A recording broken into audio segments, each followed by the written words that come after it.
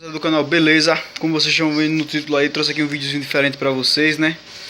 Hoje, galera, tô assim, eu não sei se eu já falei em vídeo, mas eu trabalho assim, né, galera? Faço bico aqui consertando aparelhos, né? Conserto televisão, som, reformo o alto-falante, entendeu? Eu trabalho com essas coisas aí.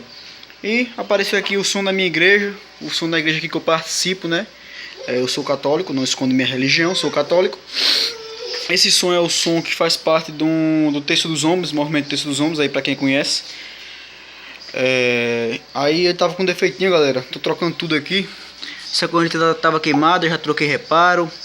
Tô fazendo a geral nos alto-falantes. Aqui são fios aqui dos tweeters, esse tweet tá tocando. Aquele ali tava parado, tô consertando ele, né? Essa boca aqui também tá tocando tudo ok.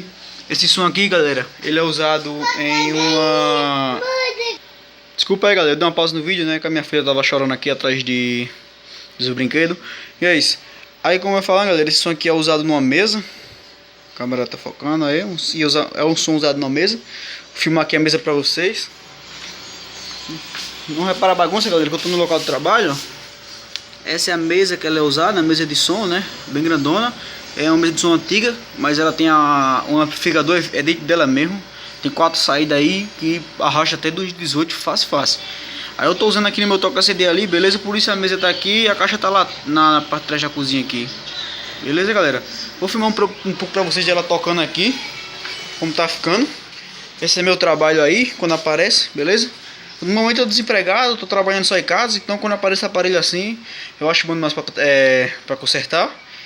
E como o canal é de som, né? Eu achei legal gravar um vídeo diferente pra vocês. Vou botar aqui um pouquinho pra ele tocar aqui, pra vocês verem aí um pouco do som tocando, beleza?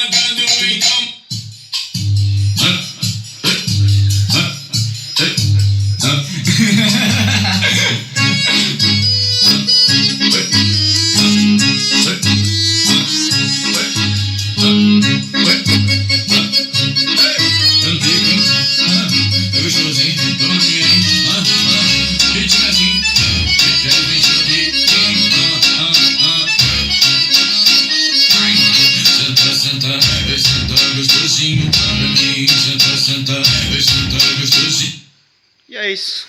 Terminar o vídeo por aqui, galera.